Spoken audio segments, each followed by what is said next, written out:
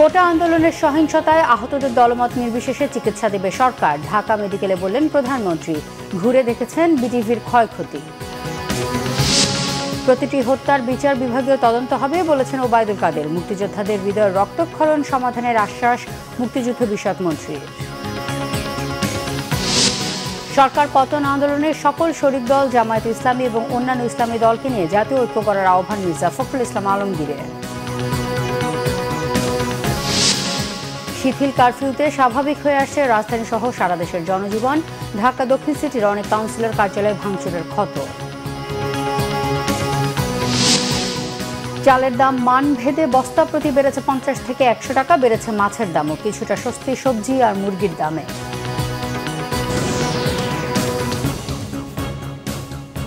দেখছিলেন সংবাদ শিরোনাম, এবারে বিস্তারিত।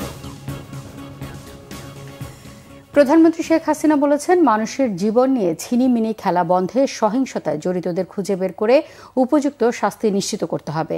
কোটা আন্দোলনের সহিংসতায় আহতরা যে দলেরই হোক, চিকিৎসার দায়িত্ব নেওয়ার পাশাপাশি তাদের আয় রোজগারের ব্যবস্থা করবে সরকার। ঢাকা মেডিকেল কলেজ হাসপাতালে আহতদের দেখতে গিয়ে তিনি এই ব্যাপারে আশ্বস্ত করেছেন। রিপোর্ট সৈয়দ আব্দুল মুহিতের। কোটা আন্দোলনের সাম্প্রতিক সহিংসতায় আহতদের দেখতে শুক্রবার বিকেলে ঢাকা মেডিকেল কলেজ হাসপাতালে যান প্রধানমন্ত্রী শেখ হাসিনা। জরুরি বিভাগ সহ বিভিন্ন ওয়ার্ডে চিকিৎসাধীন আহতদের শারীরিক অবস্থার পাশাপাশি চিকিৎসার খোঁজ খবর নেন সরকার প্রধান। বঙ্গবন্ধু কন্যাকে কাছে পেয়ে আবেগ আপ্লুত হন অনেকে।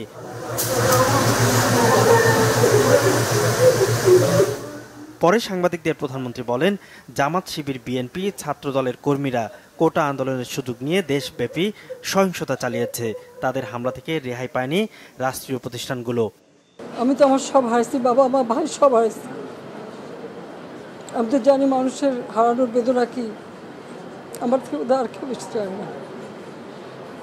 আমি চাচ্ছিলাম দেশের শান্তি থাকবে, দেশের মানুষের উন্নতি হবে, দেশের মানুষ সুন্দরভাবে বাঁচবে। আমি সব দিকে ব্যবস্থা করেছি। আর মনে হলো যেন মানুষের সেবা করার যা যা সবই নষ্ট করবে, সবই ধ্বংস করে দেবে, সবই পোড়াবে। এই জামাত, শিবির, বিএনপি, ছাত্রদল, তারা এই সুযোগটা নিয়ে, কোটা আন্দোলনের সুযোগটা নিয়ে সারা দেশব্যাপী এই ধ্বংসাত্মক কাজ করে যাচ্ছে। এদের মধ্যে কোনো মনুষ্যত্ব বোধ নেই, দেশের প্রতি কোনো মায়া মমতা নেই। প্রধানমন্ত্রী আহতদের সর্বোচ্চ চিকিৎসা দেওয়ার নির্দেশনা দেন। এজন্য যা যা করা দরকার সবই করবে সরকার। চিকিৎসার জন্য যা যা প্রয়োজন সরকার করে যাচ্ছে এবং করবে। চিকিৎসা শেষে তাদেরকে অন্তত তাদের আয় রোজগার ব্যবস্থা যাতে হয় সেটাও আমরা করব। কাজে আমি মানুষকে মানুষ হিসেবে দেখি। এখানে দল মত নির্বিশেষে সকলের জন্যই আমি কাজ করি। আমি যা করি সব মানুষের জন্য করি। আমি এখানে কোনো এটা চিন্তা করি না কে আমার সমর্থন দেয় না দেয়, সেটা আমি চিন্তা করি না। কারণ আমি জাতির পিতা বঙ্গবন্ধু শেখ মুজিবের কন্যা। ঐক্যবদ্ধ হয়ে দুষ্কৃতিকারীদের খুঁজে বের করার আহ্বান জানান প্রধানমন্ত্রী। যারা এই ধরনের জঘন্য কাজ করে, কোথায় কি আছে খুঁজে বের করা। সৈয়দ আব্দুল মুহিত, বাংলাভিশন, ঢাকা। তাদের উপযুক্ত শাস্তি। এর আগে সকালে নাশকতায় ক্ষতিগ্রস্ত বিটিভি ভবন পরিদর্শন করেন প্রধানমন্ত্রী শেখ হাসিনা। এবারের তাণ্ডবে গান পাউডার ব্যবহার করা হয়েছে জানিয়ে প্রধানমন্ত্রী বলেন, 2013 সালের আগুন সন্ত্রাসের চেয়ে এবারের নাশকতা ভয়াবহ। জড়িতদের খুঁজে বের করতে দেশবাসীকে সহযোগিতার আহ্বান জানান শেখ হাসিনা। বলেন, দেশের ভাবমূর্তি নষ্ট করতে লন্ডনে বসে ফোন করে বিশ্বব্যাপী প্রবাসীদের এখনও উস্কে দেওয়া হচ্ছে। বিস্তারিত রকুনুজ্জামানের প্রতিবেদনে। কোটা আন্দোলনের সময় দুর্বৃত্তদের তাণ্ডবে ক্ষতিগ্রস্ত বাংলাদেশ টেলিভিশন ভবন শুক্রবার সকালে পরিদর্শন করেন প্রধানমন্ত্রী শেখ হাসিনা। বিটিভির আর্কাইভ সহ ক্ষতিগ্রস্ত ভবনের বিভিন্ন অংশ ঘুরে দেখেন প্রধানমন্ত্রী। এ সময় প্রধানমন্ত্রী গত সপ্তাহে চলা নাশকতা তাণ্ডবের ভয়াবহতা তুলে ধরেন। 2013 সালে ওই বিএনপি জামাত মিলে শুরু করল অগ্নি সন্ত্রাস। কিন্তু সেই পোড়ানোর থেকে এবারে পোড়ানোর চরিত্রটা কিন্তু একটু আলাদা। এবারে তারা গান পাউডার ব্যবহার করেছে এবং নিমিষে সব পুরো একবারে ছাই। এবং সারা বাংলাদেশ থেকে এই সন্ত্রাসী এবং বিএনপি জামাত, বিশেষ করে শিবির, তারা ঢাকায় এসে, ঢাকার ভিতরে ঢোকেনি, আশেপাশে থেকে এসে এইভাবে আক্রমণ করেছে। ওই কোটা বিরোধী আন্দোলনের সূত্র ধরেই, যা মানুষের কাজে লাগে, মানুষের জীবনমান উন্নত করে, মানুষকে স্বস্তি দেয়। উন্নয়নের স্মারক সব স্থাপনার উপর হামলাকারীদের খুঁজে বের করতে জনগণের সহযোগিতাও চান প্রধানমন্ত্রী শেখ হাসিনা। যে এক্সপ্রেসওয়ে দিয়ে এয়ারপোর্টে মাত্র 15-20 মিনিটের মধ্যে মানুষ পৌঁছাতো, 10 মিনিটের মধ্যে পৌঁছাতো, সেটাও বন্ধ। আবার সেই ট্রাফিক জ্যাম। আমি তাই দেশবাসীকেই বলবো, এই ঢাকাবাসীকেও বলবো যে যাদের জন্য আজকে আপনাদের এই দুর্ভোগ, আমি তো করে দিয়েছিলাম, কিন্তু যারা এটা ধ্বংস করলো, আর যাদের জন্য এই দুর্ভোগ, যাদের জন্য আজকে বিদেশে বাংলাদেশের ভাবমূর্তি নষ্ট হচ্ছে, আমি তাদের বিচারের ভার এদেশের জনগণের উপরেই দিয়ে যাচ্ছি। আমি তাদের উপরে দিয়েছি যারা এদেশের মানুষের রুটি রুজির উপরে হাত দিয়েছে, রুটি রুজির পথ বন্ধ করে দিয়েছে। তাদের বিচার জনগণকেই করতে হবে, কারণ এদেশের জনগণই একমাত্র শক্তি। বিভ্রান্ত ছড়ায় কেউ কাউকে যেন কোনো রকম মিথ্যা অপপ্রচার চালিয়ে কাউকে যেন বিভ্রান্ত করতে না পারি। আসল সত্যটা জানুন, যারা এসবের সাথে জড়িত সারা বাংলাদেশের আনাচে কানাচে যে যেখানে আছে তাদের খুঁজে বের করুন, তাদের খুঁজে বের করুন এবং তাদের শাস্তির ব্যবস্থা করার জন্য সহযোগিতা করুন। আমি দেশবাসীর কাছে সেই আহ্বান জানাই। এখনও বিশ্বব্যাপী প্রবাসীদের উস্কে দিয়ে দেশের ভাবমূর্তি নষ্টের চেষ্টা চলছে বলেও সবাইকে সতর্ক করেন তিনি। লন্ডন থেকে নির্দেশ যায় যেখানে যেখানে বাঙালি আছে সেখানে সেখানে আন্দোলন করতে হবে। আর এই আন্দোলন করতে যে তাদের অবস্থাটা কি, সারা পৃথিবী জুড়ে দেশটাকে একেবারে, এবং এখনও আরও অনেক জায়গায় টেলিফোন করে বলছে ওখানে আন্দোলন করো। এমন এমন দেশে আমাদের সেখানে ফোন করে আমাকে জানাচ্ছে, মেসেজ দিচ্ছে। তো আমরা যেটা করার মানে কি, আমাদের দেশের ভাবমূর্তি শুধু নষ্ট না, যারা কোনো কাজ করে খাচ্ছে তাদের রুজি রোজগারও তো নষ্ট হয়ে যাবে।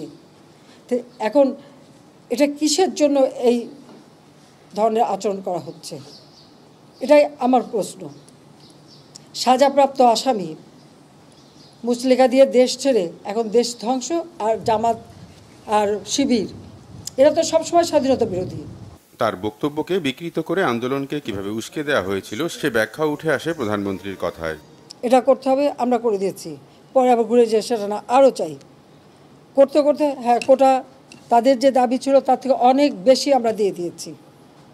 কিন্তু একটা জিনিস আমি লক্ষ্য করলাম, ওই মুক্তিযোদ্ধা এবং মুক্তিযোদ্ধা পরিবার বা মুক্তিযোদ্ধার দিকেই যেন তাদের বেশি মানে একটা ক্ষোভ।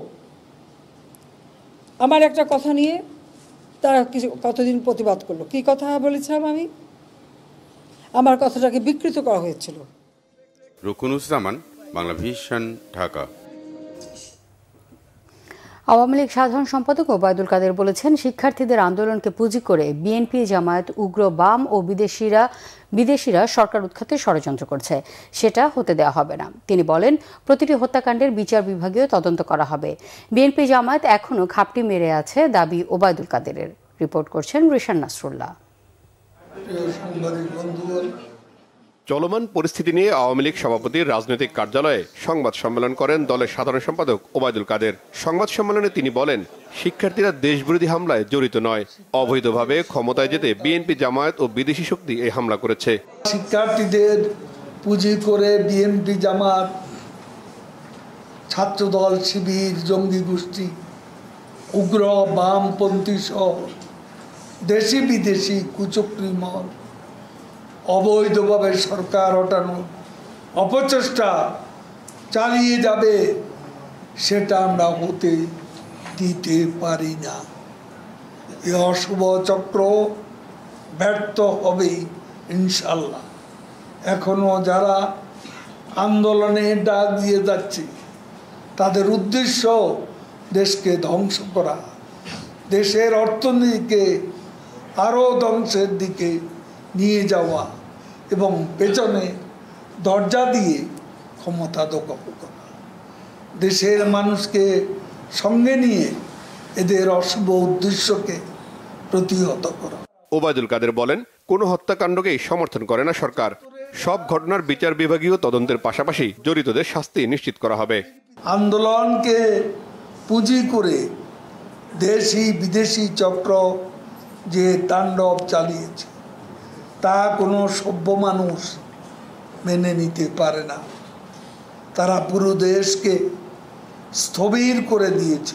যারা সহিংসতা অংশ নিয়েছে তাদের বিরুদ্ধে আইনি ব্যবস্থা নেওয়া হবে। আমরা কোনো অনাকাঙ্ক্ষিত মৃত্যু সমর্থন করি না। প্রতিটি হত্যার বিচার বিভাগীয় তদন্ত হবে। স্বাধীনতা বিরোধী শক্তি দেশের বিরুদ্ধে ষড়যন্ত্র অব্যাহত রেখেছে দাবি করে তা মোকাবেলায় দেশবাসীকে ঐক্যবদ্ধ থাকার আহ্বান জানান আওয়ামী লীগ সাধারণ সম্পাদক। চোরাগুপ্তা হামলা চালাতে নিজেদের প্রস্তুত করছে বলে আমাদের কাছে খবর আছে। রিশান নাসরুল্লাহ, বাংলাভিশন, ঢাকা। মুক্তিযোদ্ধা কোটার ৫% সুবিধা কারা নেবে জানতে আপিল বিভাগে রিভিউ করা হবে বলে জানিয়েছেন মুক্তিযুদ্ধ বিষয়ক মন্ত্রী আকম মোজাম্মেল হক। বলেন, এই বিষয়ে মুক্তিযোদ্ধাদের মতামত গ্রহণের জন্য অনুরোধ জানানো হবে। পাশাপাশি মুক্তিযোদ্ধাদের হৃদয়ে যে রক্তক্ষরণ হচ্ছে সেটি আইনি প্রক্রিয়ার সমাধানের আশ্বাস দেন তিনি। শুক্রবার দুপুরে নরসিংদী ৫ দোরায় দুর্বৃত্তদের হামলায় ক্ষতিগ্রস্ত মুক্তিযোদ্ধা ভবন কমপ্লেক্স পরিদর্শন ও মুক্তিযোদ্ধাদের সাথে আলোচনা সভায় তিনি এসব কথা বলেন। কোটা নিয়ে আদালতের রায়কে স্বাগতম জানান মন্ত্রী। মুক্তিযোদ্ধাদের সন্তান চাকরি করার বয়স তাদের নাই,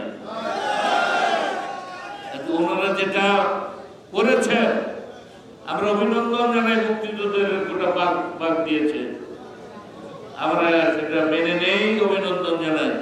কিন্তু কারা পাবে সে ব্যাপারে মুক্তিযোদ্ধাদের মতামত দয়া করে মহামান্য আদালত সেটা শুনবেন। আমরা ইনশাআল্লাহ সে ব্যবস্থা করবো, কারণ এটা রক্তক্ষরণ হচ্ছে মুক্তিযোদ্ধাদের ভিতরে। সেটা কিভাবে দূর করা যায় আইনি প্রক্রিয়ায় আমরা ভবিষ্যতের ব্যবস্থা নেব।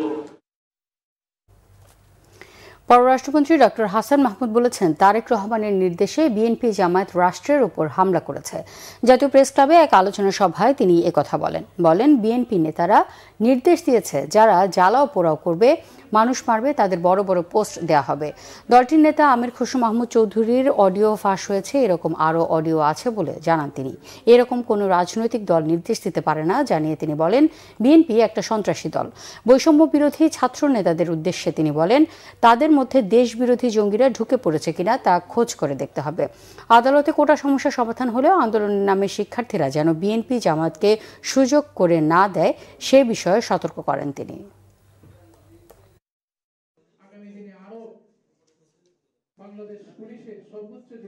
যারা পিটিয়ে মানুষ হত্যা করে ঝুলিয়ে রেখেছে প্রত্যেকের বিচার হবে।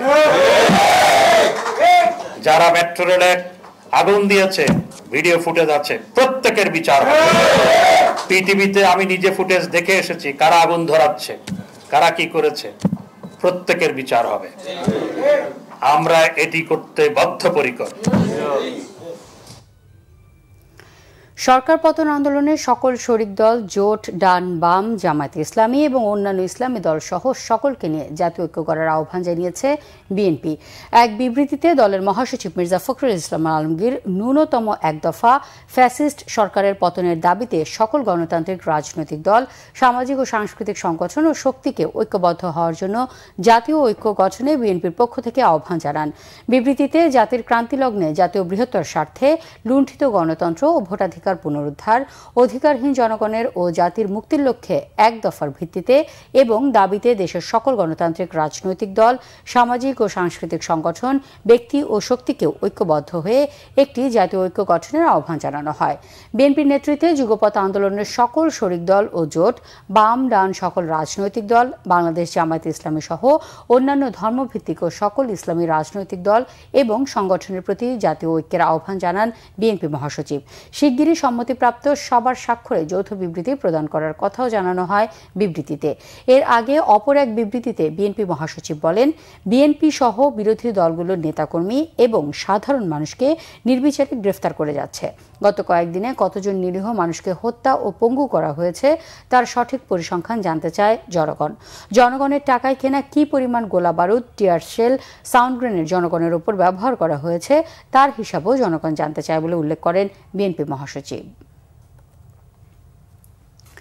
সকাল ৮টা থেকে বিকেল ৫টা পর্যন্ত কারফিউ শিথিল থাকায় রাজধানীতে আজ সকাল থেকে যানবাহন চলাচল ছিল স্বাভাবিক। মানুষের আনাগোনা বেড়েছে রাস্তায়। টার্মিনালগুলো থেকে ছেড়ে গেছে দূরপাল্লার বাস। আহমেদ সরোয়ারের রিপোর্ট। সাপ্তাহিক ছুটির দিন হলেও সকাল থেকে রাজধানীর সড়কগুলোতে ছিল যানবাহনের চাপ। সকাল ৮টা থেকে বিকেল ৫টা পর্যন্ত ৯ ঘন্টা কারফিউ শিথিল থাকায় নানা কাজে লোকজন বের হয় ঘর থেকে। মোটরসাইকেল, সিএনজি, অটোরিকশা, প্রাইভেট কারের পাশাপাশি প্রচুর গণপরিবহনও চলাচল করেছে। নগরীতে যান চলাচল বেড়ে যাওয়ার পাশাপাশি খুলেছে দোকানপাট। প্রতিটি সিগন্যালে ছিল যানবাহনের চাপ। পরিস্থিতি অনেকটাই স্বাভাবিক হয়ে আসায় দূরপাল্লার বাসগুলো ছেড়ে যায় বিভিন্ন গন্তব্যে।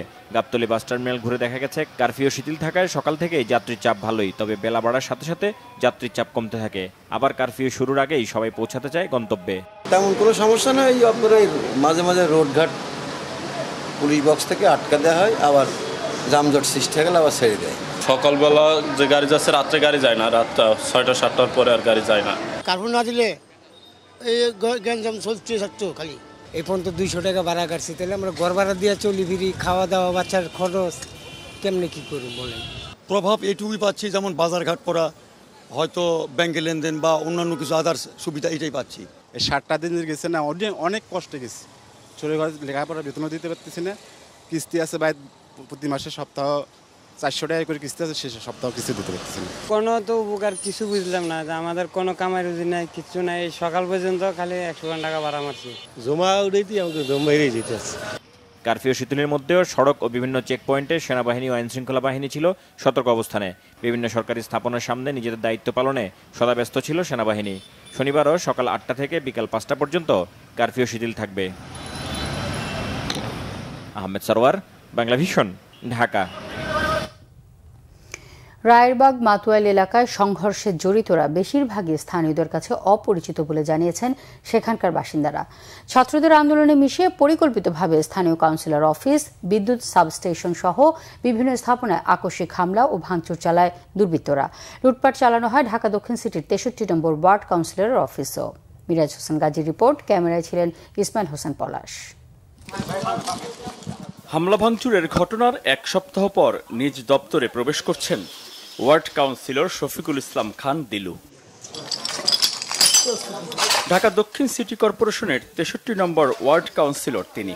কোটা সংস্কার ইস্যুতে আন্দোলনের জেরে 19 জুলাই তার কার্যালয়ে হামলা করে অপরিচিত কয়েকশো মানুষ। লন্ডভন্ড পুরো কার্যালয়। বাংলাদেশের প্রধানমন্ত্রী বঙ্গবন্ধু কন্যা জননেত্রী শেখ হাসিনার ছবিটার অবস্থা দেখেন, ছবিটার কি অবস্থা, ছবিটা টাঙ্গানো ছিল, ছবিটার কি অবস্থা দেখেন।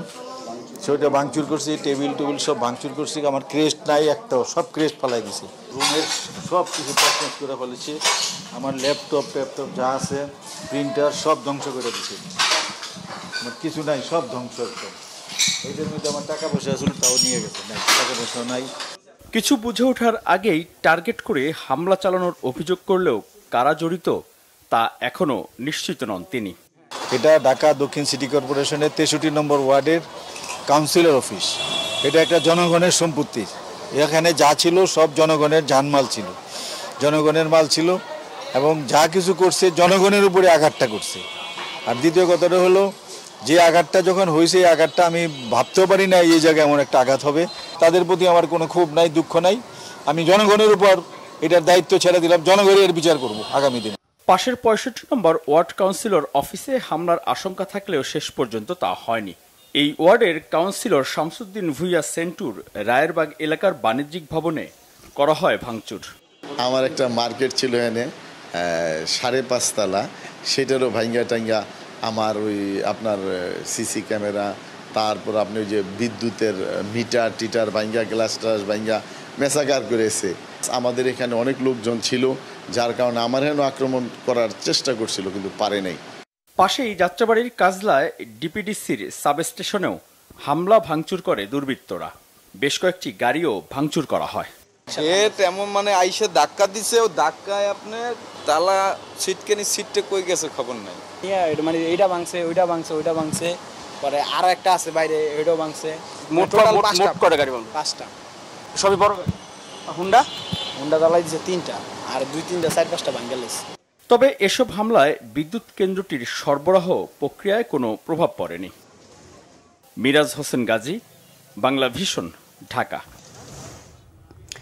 যাত্রাবাড়িতে 2 পুলিশ হত্যার ঘটনায় 6 জনকে গ্রেফতার করেছে পুলিশ। তারা সবাই ছাত্রদল ও শিবিরের সদস্য বলে জানিয়েছেন অতিরিক্ত পুলিশ কমিশনার হারুনুর রশিদ।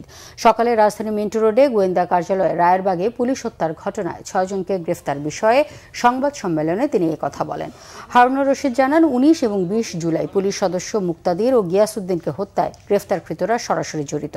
তিনি বলেন মনোবল ভাঙতেই পরিকল্পিতভাবে পুলিশ সদস্যদের হত্যার মিশন নিয়ে মাঠে নামে গ্রেফতারকৃতরা। এদিকে নারায়ণগঞ্জে এক নারী সাংবাদিককে নির্যাতনের ঘটনায় ফতুল্লা থানা বিএনপি নেতা শহীদুল ইসলাম টিটুকে গ্রেফতার করেছে গোয়েন্দা পুলিশ।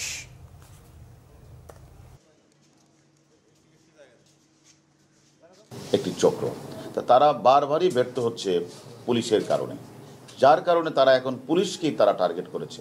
শুধু তা না, পুলিশকে যে পিটিয়েছে বা মেরে হত্যা করে তা না, তারা অনেক বাসাবাড়িতেও গিয়েও তারা কিন্তু পুলিশ সদস্য আছে কি না তারা সেটাকেই করে।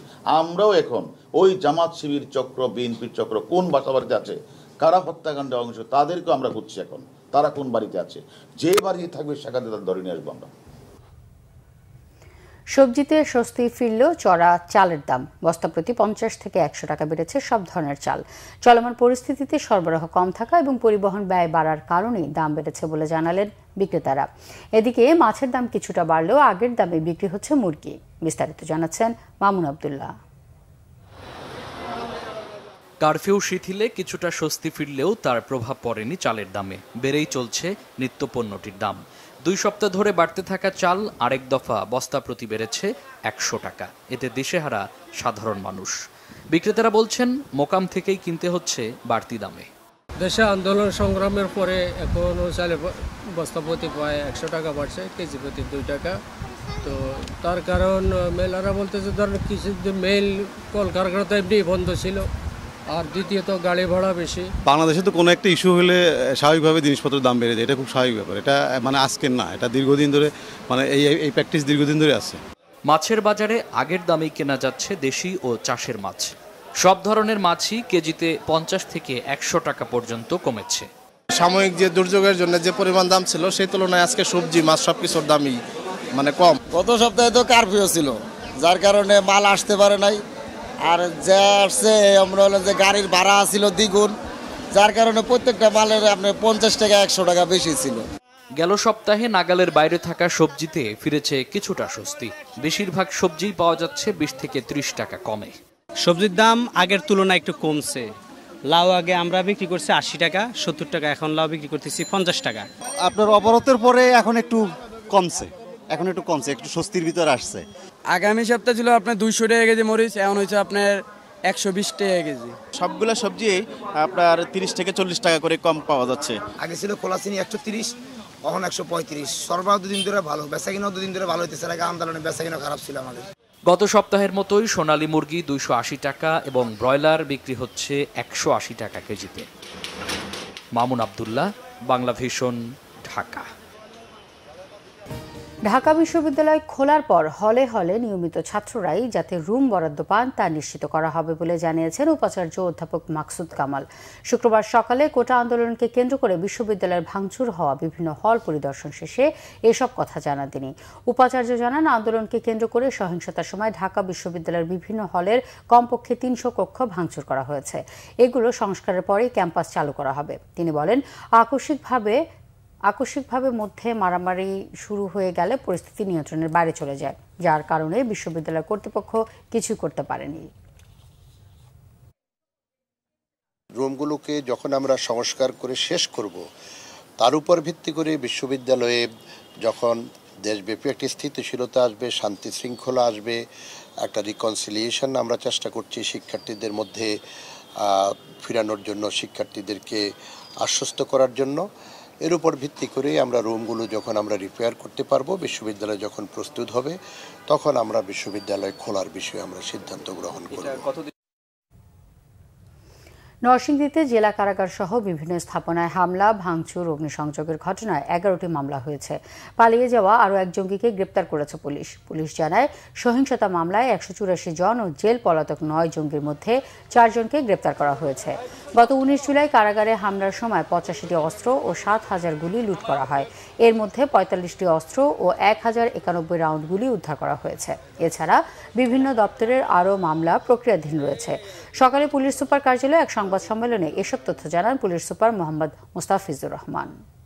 9 জন জঙ্গি সহ 826 জন কয়েদিকে তারা নিয়ে যান। সেখানে 85টি আগ্নেয়াস্ত্র ছিল, সেই 85টি আগ্নেয়াস্ত্র তারা লুট করে নিয়ে যায়। পাশাপাশি সেখানে বিপুল সংখ্যক যে গুলি ছিল সেই গুলিও নিয়ে যায়। আমরা 45টি আগ্নেয়াস্ত্র উদ্ধার করতে সক্ষম হয়েছি। 1091টি আমরা গুলি উদ্ধার করেছি। গত রাতে আমরা জেলা পুলিশ, আমাদের 24 ডিবি টিম এবং সদর থানার টিম মিলে আরেকজন জঙ্গি আমরা গ্রেপ্তার করেছি। প্রতিদিনের কয়েক ঘন্টা কারফিউ শিথিলে সারা দেশের জনজীবনে কিছুটা স্বস্তি ফিরেছে। আস্তে আস্তে স্বাভাবিক হতে শুরু করেছে বন্দরের আমদানি রপ্তানি কার্যক্রম। ময়মনসিংহে সকাল 8টা থেকে সন্ধ্যা 6টা পর্যন্ত কারফিউ শিথিল করা হয়েছে। ছুটির দিনে নগরীর মেছুয়া বাজার সহ অন্যান্য কাঁচা বাজারগুলোতে দেখা যায় ক্রেতাদের ভিড়। জেলা ও আন্তজেলা সড়কগুলোতে যানবাহন চলাচল স্বাভাবিক থাকায় মাঝকান্দা আন্তজেলা bus stand, Tangail bus stand ও পাটগুদাম ব্রিজের মোড় বাস স্ট্যান্ড থেকে কম সংখ্যক দূরপাল্লার যানবাহন চলাচল করছে। এদিকে ভৈরবে সকাল 6টা থেকে সন্ধ্যা 7টা পর্যন্ত কারফিউ শিথিল করায় স্বস্তিতে স্থানীয়রা। হাটবাজারে কেনাবেচাও ছিল স্বাভাবিক। বিভিন্ন রুটে ছেড়ে গিয়েছে দূরপাল্লার বাস, তবে এখনও বন্ধ রয়েছে ট্রেন চলাচল।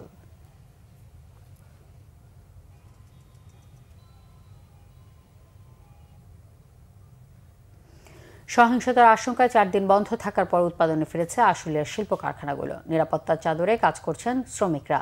বন্ধ সময়ের ব্যাহত উৎপাদন পুষিয়ে নিতে নানা পদক্ষেপ নিয়েছে কর্তৃপক্ষ। আশুলিয়া প্রতিনিধি শেফালি মিতুর রিপোর্ট। দেশজুড়ে সহিংসতার ঘটনায় নিরাপত্তার কারণে ছুটি ঘোষণা করা হয় আশুলিয়ার সব পোশাক কারখানা। পরিস্থিতি কিছুটা স্বাভাবিক হলে বুধবার থেকে কারখানাগুলো খুলে দেয় মালিকপক্ষ। আবার কাজে ফিরতে পেরে খুশি শ্রমিকরা। কর্মস্থল কোনোভাবেই বন্ধ দেখতে চায় না তারা।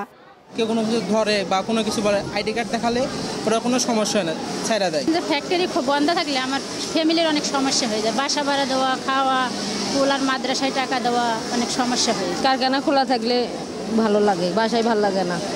4 দিনের ক্ষতি পুষিয়ে নিতে নানা পরিকল্পনা নেওয়া হয়েছে কারখানাগুলোতে। শ্রমিকরাও কাজ করছে ব্যাপক উদ্যমে।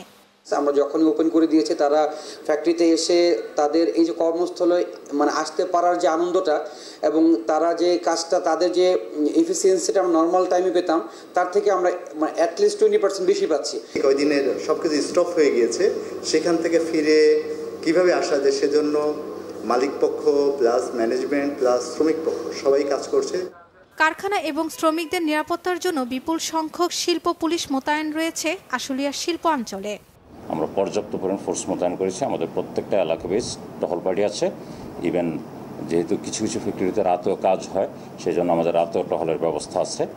কোটা সংস্কার আন্দোলন ঘিরে ব্যাপক সহিংসতার কারণে শুক্রবার মধ্যরাত থেকে কারফিউ জারি করে সরকার।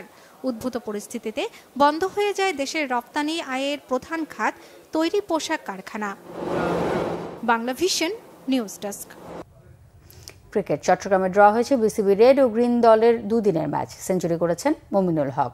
আসন্ন 2 টেস্টের সিরিজ খেলতে পাকিস্তান সফরের আগে চট্টগ্রামে প্রস্তুত হচ্ছে জাতীয় দলের ক্রিকেটাররা। প্রস্তুতিতে ক্রিকেটারদের ব্যাটিং বোলিং যাচাই 2 দিনের প্রস্তুতি ম্যাচে মাঠে নামে বিসিবি রেড ও গ্রিন দল।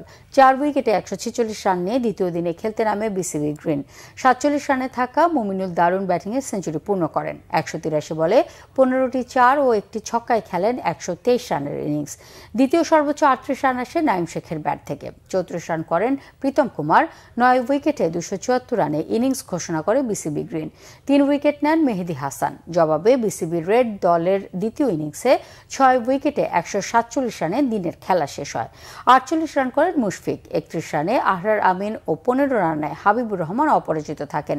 2 উইকেট নেন তাইজুল ইসলাম। এর আগে টস জিতে আগে ব্যাট করে প্রথম ইনিংস 131 রানে অল আউট হয়েছিল বিসিবি বিসিবি রেড দল। মুশফিক করেছিলেন 50 রান, 30 রান করেন পেসার শফিকুল ইসলাম। বিসিবি গ্রিনের খালেদ 3টি ও রুয়েল নিয়েছিলেন 2টি করে উইকেট।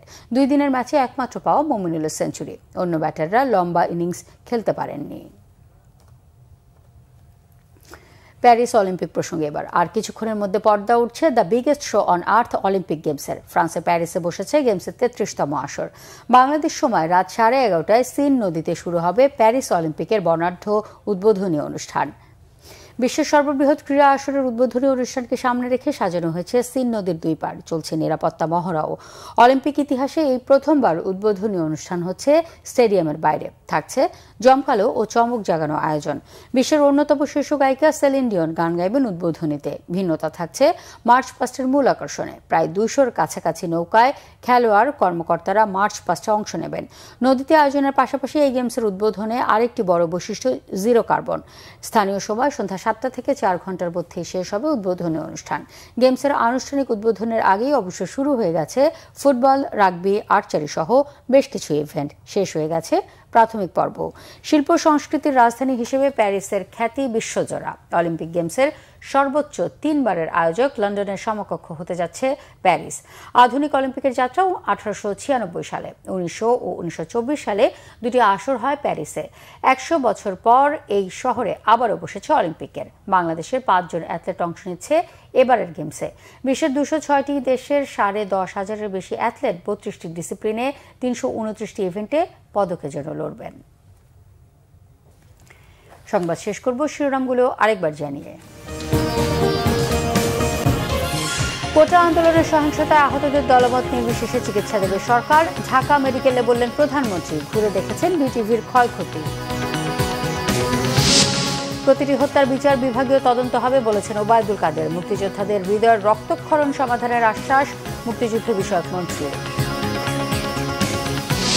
সরকার পতন আন্দোলনের সকল শরিক দল জামায়াত ইসলামী এবং অন্যান্য ইসলামী দলকে নিয়ে জাতীয় ঐক্য করার আহ্বান মির্জা ফখরুল ইসলাম আলমগীরের। শিথিল কারফিউতে স্বাভাবিক হয়ে আসে রাজধানী সহ সারা দেশের জনজীবন। ঢাকা দক্ষিণ সিটির অনেক কাউন্সিলর কার্যালয়ে ভাঙচুরের ক্ষত। চালের দাম মান ভেদে বস্তা প্রতি বেড়েছে 50 থেকে 100 টাকা। বেড়েছে মাছের দামও। কিছুটা স্বস্তির সবজি আর মুরগির দামে।